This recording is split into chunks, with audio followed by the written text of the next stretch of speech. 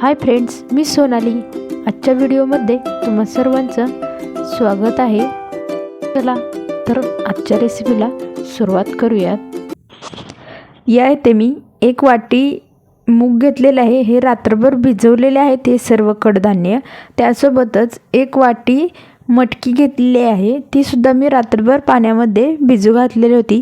आणि 1.5 वाटी हरभरे आहेत, हेही भिजू घातलेले होते.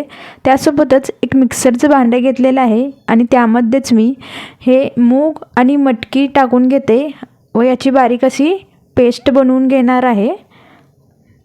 मूग आणि मटकीची पेस्ट बनवल्यानंतर मी हरभरेही या मिक्सरच्या भांड्यामध्ये टाकून घेते. यानंतरच यामध्ये मी 3 हिरवी मिरची टाकून घेते. तुमच्या आवडीनुसार यामध्ये तुम्ही तिखट टाकू शकता. त्यासोबतच थोडीशी कोथिंबीर टाकून याचीसुद्धा आपल्याला बारीक अशी पेस्ट बनवून घ्यायची आहे. यानंतरच या ठिकाणी मी एक कटोरी घेतलेली आहे आणि त्या कटोरीमध्ये आपण जे मूग, मटकी आणि हरभऱ्याची पेस्ट बनवली होती ती सर्व पेस्ट मी या कटोरीमध्ये टाकून घेते. तर यानंतरच यामध्ये मी तांदळाचे पीठ ॲड करणार आहे. तर या ठिकाणी मी 4 चमचे इतकं तांदळाचं पीठ यामध्ये टाकून घेतलेलं आहे आणि यानंतर यामध्येच 4 चमचे इतकं बेसन ॲड करून घेते. तर या ठिकाणी दोन्ही पीठ आहेत ते मी चाळून घेतलेले आहेत. तांदळाच्या पिठाऐवजी तुम्ही या ठिकाणी कॉर्नफ्लोअरचा वापरसुद्धा करू शकता. यानंतरच यामध्ये चवीनुसार मीठ टाकून घ्यायचं आहे.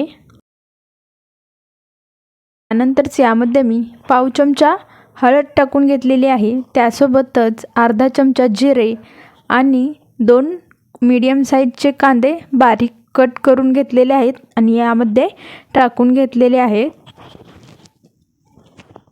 यानंतरच यामध्ये मी 1 चमचा अद्रक, लसूण आणि कोथिंबीरची बारीक अशी पेस्ट करून घेतलेली आहे आणि खूप सारी कोथिंबीर यामध्ये टाकून घेतलेली आहे. कोथिंबीर ॲड करून झाल्यानंतर यामध्ये मी 2 चमचे लिंबाचा रस ॲड करून घेतलेला आहे. यानंतर यामध्ये मी 2 चमचे लाल मिरची पावडर टाकून घेतलेले आहे. तर या ठिकाणी ना आपल्याला तिखट आहे ते त्याचं प्रमाण आहे ते थोडं जास्तच ठेवायचं आहे. कडधान्य आणि पीठ याच्यामुळे तिखटाचं प्रमाण हे आपल्याला थोडं जास्त ठेवायचं आहे.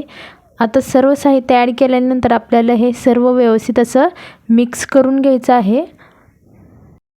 हाताला थोडंसं तेल लावून आपल्याला हे सर्व व्यवस्थित असं मिक्स करून घ्यायचं आहे. हाताला तेल लावल्यामुळं काय होईल तर हे पीठ आहे ते जास्त आपल्या हाताला चिकटणार नाही. यानंतरच यामध्ये मी अर्धा चमचा खाण्याचा सोडा ॲड करून घेते आणि हे सर्व मिश्रण व्यवस्थित आता पुन्हा एकदा मिक्स करून घेते. तर तुम्ही पाहू शकता व्यवस्थित असं मिक्स केलेलं आहे.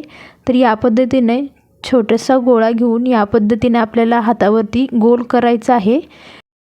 गोल केल्यानंतर यावरती आपल्याला तीळ लावून घ्यायचे आहेत. तर त्यामुळे काय होईल दिसायला ही वडे आहेत ते छान दिसतील.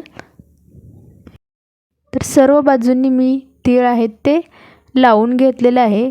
तर आपल्याला याच पद्धतीने वडे आहेत ते सर्व बनवून घ्यायचे आहेत. तळण्यासाठी मी तेल गरम करण्यासाठी ठेवले होतेच. तर एक बॅच मी तळून घेतलेली आहे. आता दुसरी बॅच आपण तळून घेणार आहोत. तेल छानसं गरम झालेलं आहे कडक असं. तर यामध्येच मी एक एक करून वडे आहेत ते तेलामध्ये सोडून देते. तेलामध्ये जेवढे बसतील तेवढेच वडे यामध्ये आपल्याला सोडायचे आहेत. एकदमच जास्त वडे आहेत ते तेलामध्ये सोडायचे नाहीत, नाहीतर ते एकमेकाला चिटकू शकतात. तर 1 मिनिटभर एका बाजूने तळल्यानंतर आपल्याला दुसऱ्या बाजूनेही तळून घ्यायचे आहेत. तर तुम्ही पाहू शकता या वड्यांवरती तीळ आहेत ते एकदम छान दिसत आहे. मध्यम गॅसवर आपल्याला हे वडे आहेत ते छान असे लालसर कलर येईपर्यंत तळून घ्यायचे आहेत. लहान मुले जर मूग, मटकी याची भाजी खाण्यास कंटाळा करत असतील तर या पद्धतीने तुम्ही मिक्स कडधान्यांचे वडे बनवून त्यांना देऊ शकता. ते खायला एकदम चविष्ट लागतात आणि त्यासोबत हे पौष्टिकही आहेत खाण्यासाठी लहान मुलांना. तर वडे आहेत ते छान असे लालसर तळले गेलेले आहेत. ते मी एका प्लेटमध्ये काढून घेते आणि यानंतरच बाकीचे सर्व वडे आहेत ते मी याच पद्धतीने तळून घेते. वडे तळत असताना मोठ्या गॅसवर आपल्याला हे वडे तळायचे नाहीत, नाहीतर काय होईल, वडे वरून तळले जातील व आतून मात्र कच्चे राहतील. तर यासाठी सुरुवातीलाच फक्त आपल्याला गॅसची फ्लेम आहे ती मोठी ठेवायची आहे आणि नंतर मध्यम गॅसवर आपल्याला हे वडे आहेत ते तळून घ्यायचे आहेत. तर त्यामुळे वडे वरून तळले जातील व आतूनही छान असे तळले जातील. तर याच पद्धतीने मी सर्व वडे आहेत ते तळून घेतलेले आहेत. वडे आहेत ते सर्व तयार झालेले आहेत. तर हे वडे आहेत ते तुम्ही टमॅटो सॉस किंवा पुदिना चटणीसोबत खाऊ शकता.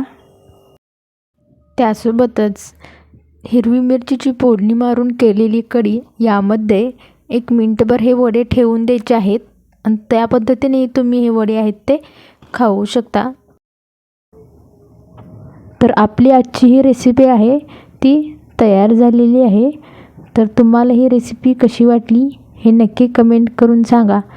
अशाच नवनवीन रेसिपींसाठी चॅनलला सबस्क्राईब करायला विसरू नका. व्हिडिओ पाहिला त्याबद्दल धन्यवाद.